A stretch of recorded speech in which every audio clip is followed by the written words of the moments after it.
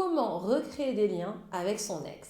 Alors dans cette vidéo, je vais te donner 5 étapes qui sont sympas quand même à respecter si tu veux réussir à recréer du lien avec ton ex. Après une rupture sentimentale, tu peux partir du principe que tu vas devoir normalement quasiment tout reprendre à zéro.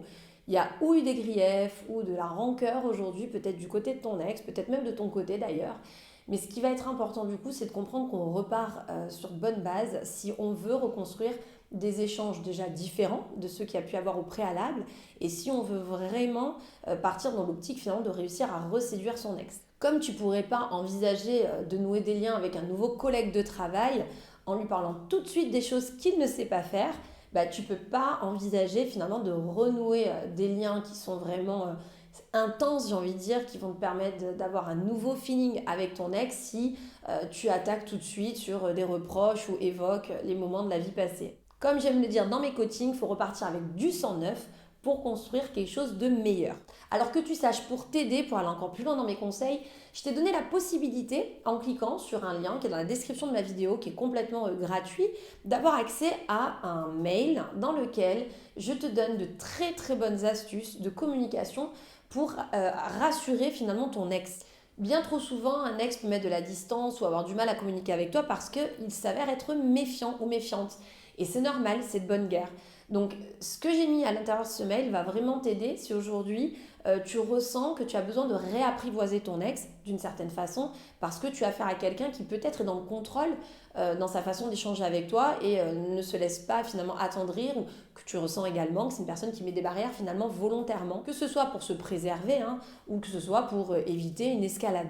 C'est pour ça qu'une fois que tu auras terminé de voir cette vidéo, je te recommande vivement d'aller cliquer dans le lien que je t'ai laissé dans la description pour justement comprendre comment tu peux éventuellement parler pour rassurer ton ex. Première étape. Alors cette étape peut paraître peut-être un peu bête parce qu'aujourd'hui tu es dans une démarche de reconquérir ton ex. Pour autant, je vais te demander de t'assurer que c'est quelque chose de propice pour toi aujourd'hui de renouer un contact avec ton ex.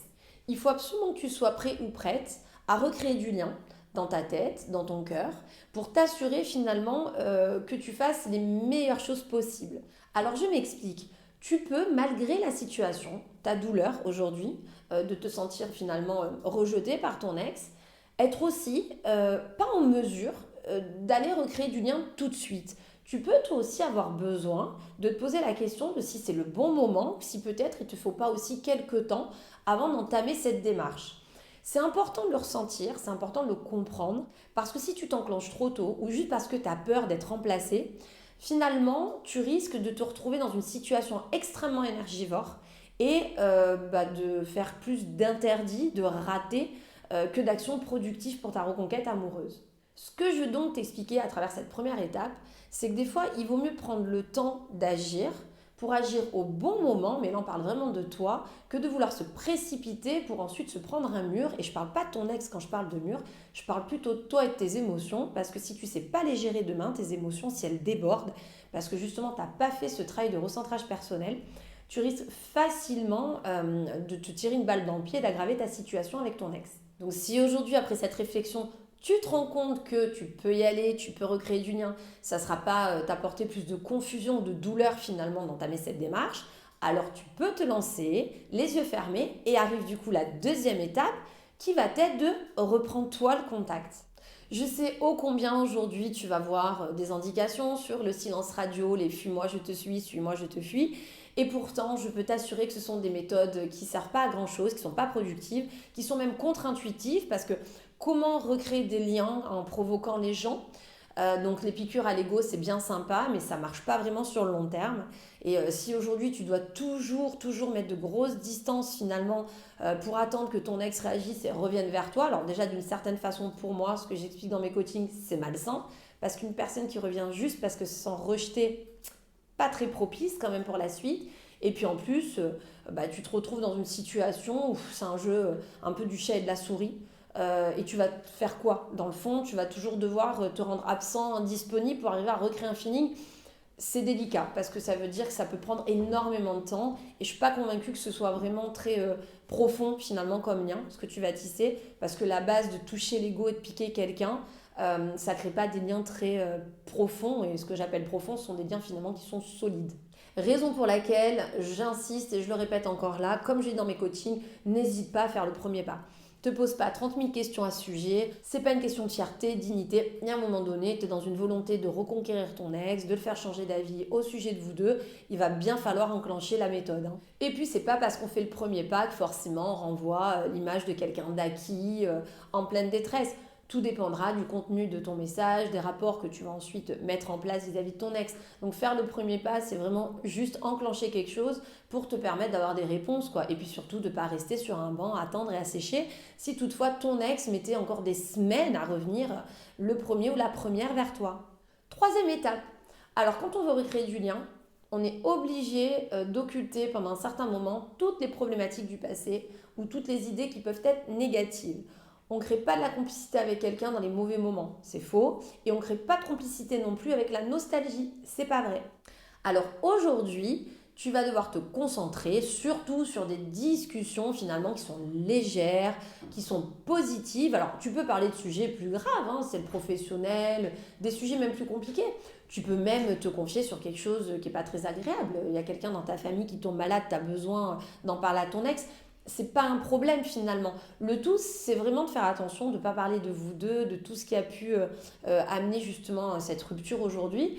Bien sûr, tu peux te retrouver face à un ex qui va vouloir évoquer le sujet, auquel cas, à ce moment-là, tu peux aussi entendre ce qu'il ou elle a à te dire, mais je ne te conseille pas de rentrer dans le vif du sujet parce que c'est pas le meilleur moyen dans des débuts en fait pour recréer une complicité avec ton ex.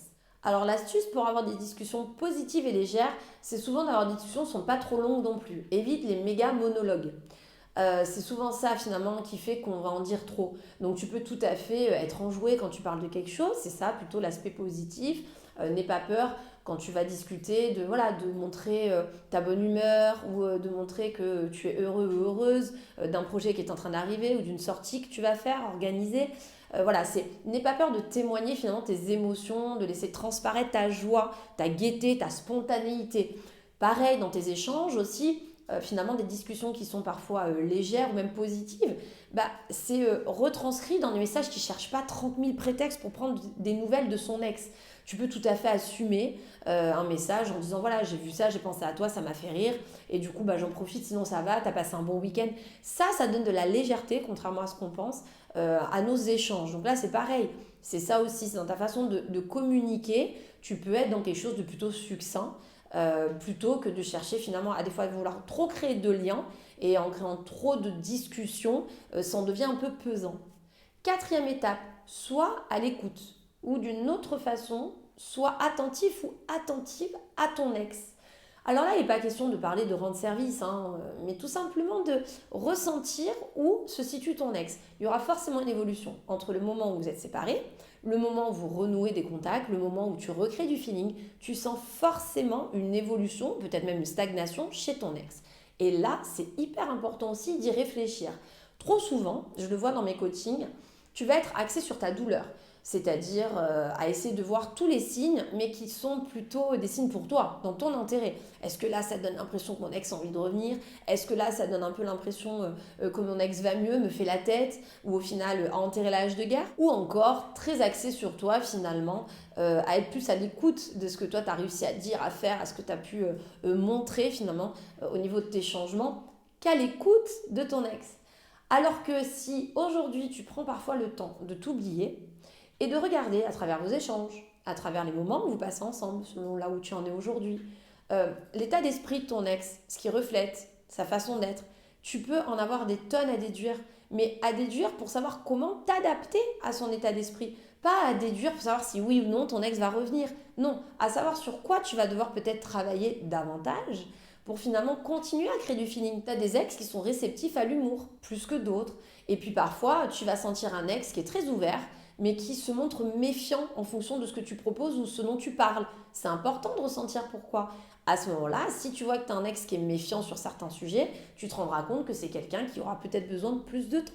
Plus de temps pour se rendre compte que tu n'es pas là à chercher à le ou la faire changer d'avis et que tu es juste pour l'instant à essayer de repasser du bon temps avec et à lui montrer surtout que c'est quelqu'un qui peut aussi repasser du bon temps avec toi sans avoir à se méfier de quoi que ce soit.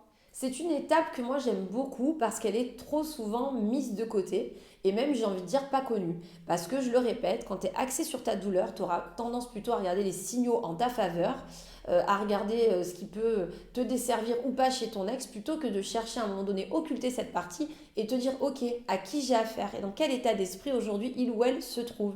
Parce que réellement, là, tu peux saisir des clés pour continuer à peaufiner ta complicité avec ton ex. Cinquième étape, avoir des rendez-vous.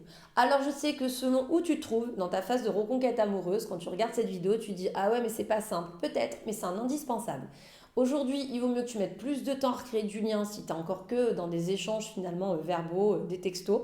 Avec ton ex, tu patientes pour décrocher ensuite un rendez-vous plutôt que de te précipiter à vouloir un rendez-vous tout de suite, le louper et pour être certain d'avoir une porte fermée pour avoir d'autres rendez-vous.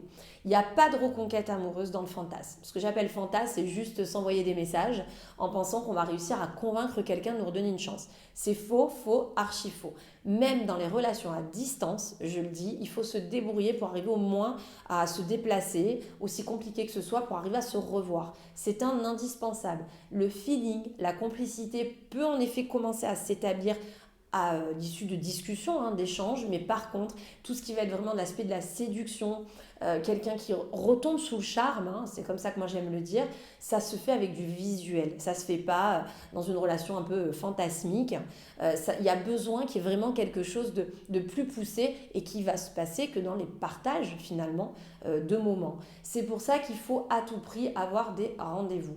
Ça ne veut pas dire qu'on doit se précipiter, que lorsqu'on termine un rendez-vous avec son ex, on doit tout de suite parler de fixer un autre rendez-vous. Mais en tout cas, ce qui est certain, c'est qu'une fois que tu décroches ton premier rendez-vous, si ton ex t'a dit oui, si tu as réussi à passer un bon moment, il ne faut pas avoir peur de te fixer des objectifs pour revoir ton ex sur 1 semaine ou 2 semaines après.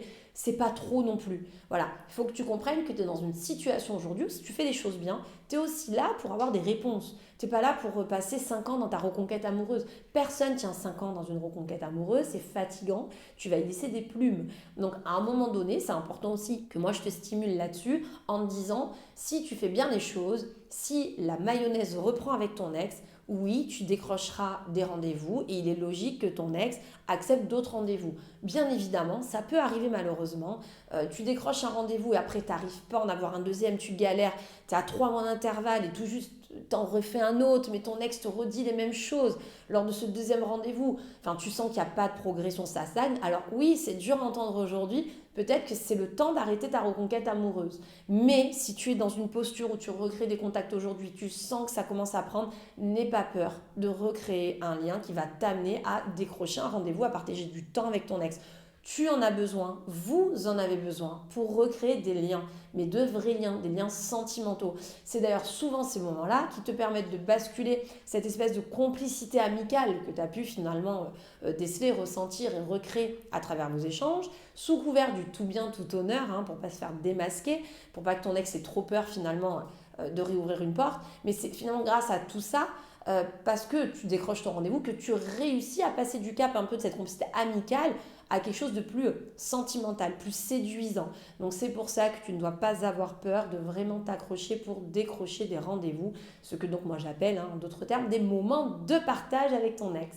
Comme je sais que la situation est ultra compliquée pour toi et que tu pourrais voir des milliers de contenus sur le sujet, que tu aurais encore besoin d'autres conseils, en complément de cette vidéo, je t'ai laissé dans un lien que j'ai mis dans la description de ma vidéo, avoir accès à un mail complètement gratuit dans lequel je te donne des astuces pour bien communiquer et pour surtout en fait rassurer ton ex. Si aujourd'hui en recréant du feeling tu te rends bien compte que tu marches sur des œufs, tu vas voir que c'est un mail qui va être très riche en conseils et qui va bien t'aiguiller. Si le contenu de ma vidéo t'a plu, pense au petit like d'encouragement, à t'abonner à ma chaîne si ce n'est pas déjà fait et à cliquer sur la petite cloche des notifications ultra utile pour ne louper aucune nouvelle sortie de mes vidéos. En attendant, je te dis à très bientôt pour la suite de toutes mes autres vidéos.